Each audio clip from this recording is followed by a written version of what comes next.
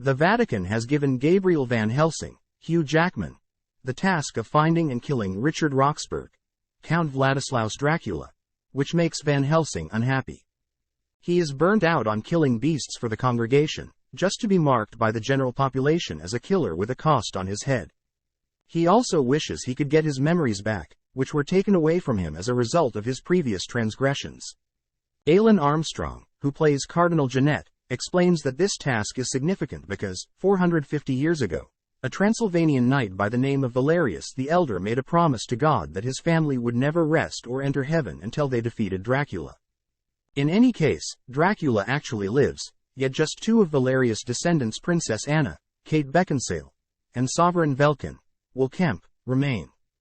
The Church is determined to save the souls of the Valerius family because their time is running out. Therefore, Van Helsing sets off for Transylvania with nothing but a scrap of a picture, rings of garlic, holy water, a silver stake, a crucifix, an automatic crossbow, and Friar Carl, David Wenham, the Q of the Vatican. Because Transylvanians dislike strangers, Van Helsing's arrival in the region of Transylvania is met with hostility. As Princess Anna challenges their business there, Van Helsing sees three shrews flying towards them. Elira, Elena Anaya, Marischka, Josie Moran, and Verona, Sylvia Coloca, are Dracula's three brides. They are unmistakably attempting to capture Anna. In point of fact, they are successful in stealing her multiple times, but Van Helsing is able to reclaim her. He finally kills Marischka by shooting her with a dart after dipping his crossbow in holy water. Strangely, the people in the village are mad at Van Helsing for killing Marischka. They say that the vampires only kill 1 or 2 people a month to feed themselves. They will now kill more in retaliation for him. Additionally, Dracula is unhappy about it.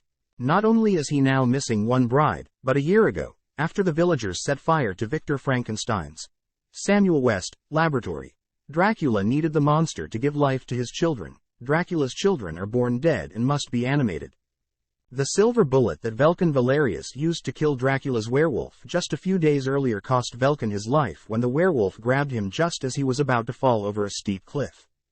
Appreciative that Van Helsing saved her life and annihilated Marischka, Anna returns Van Helsing and Carl to the palace where the Valerius family has resided for many years following Dracula's human demise.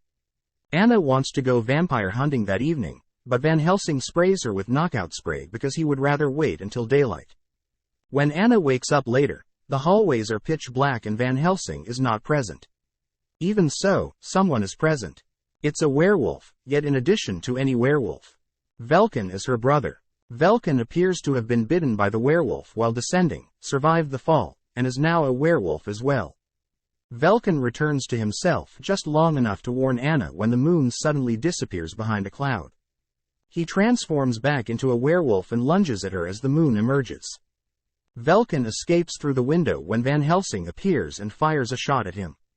Van Helsing follows. Anna stops Van Helsing just as he has a clear shot at Velkin to tell him that Dracula claims to have a cure for werewolves. Van Helsing consents to assist Anna with searching for the counteractant and attempt to save her sibling. They follow Velkin's trail to Castle Frankenstein, where Dracula, Igor, Kevin J. O'Connor, and the Dwergi, dreadful little creatures who work for Dracula, have strapped Velkin to Dr. Frankenstein's machine and are attempting to use his life force to animate Dracula's children. When lightning strikes, Velkin's life force enters the developing vampire children. Large number of them. Van Helsing begins taking shots at them. Dracula flies off the handle and starts going after Van Helsing. Dracula is stabbed by Van Helsing with the silver stake, but nothing happens. Wood must be used for the stake. Elira, Verona, and the children fly into the town with the goal that the ladies can show the infants how to take care of. All of the newborn vampires begin to erupt at once. The movement hasn't been fruitful.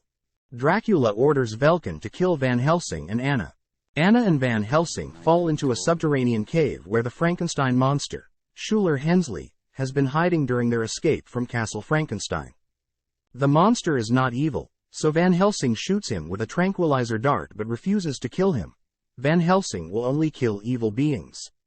The monster explains to him before he passes out that he is the key to Dracula's research and the only thing Dracula needs to revive his family. Despite the fact that the last hatchlings passed on, Dracula has thousands seriously holding up birth, he says. They suddenly notice that Velkin is watching them. Realizing that Dracula will before long know their whereabouts, Van Helsing attempts to return the Frankenstein beast to Rome for security. However, they are gone after by Verona, Illyria, and Velkin. Van Helsing obliterates Verona and gets a silver shot into Velkin, who later bites the dust in Anna's arms. Van Helsing was unfortunately bit by Velkin as well.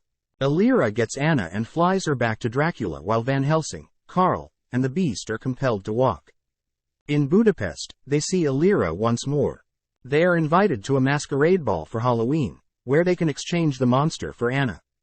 The monster is calmed down by Van Helsing, who locks him up in a church while he and Karl go to the ball.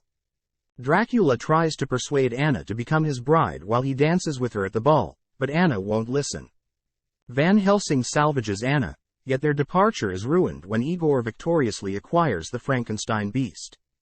Van Helsing, Karl, and Anna are forced to jump out of a window as everyone else at the ball transforms into vampire fortress that is Dracula's real castle by reading the inscription aloud, which transforms the image into a mirror. They enter a long hallway lined with pods containing vampire offspring that are waiting to be animated. The pods line the ceiling and walls. Additionally, they observe the Frankenstein monster encased in an ice block with only his head visible. Van Helsing is informed by the monster that Dracula does possess a treatment for werewolfism. Van Helsing asks why Dracula would have a remedy.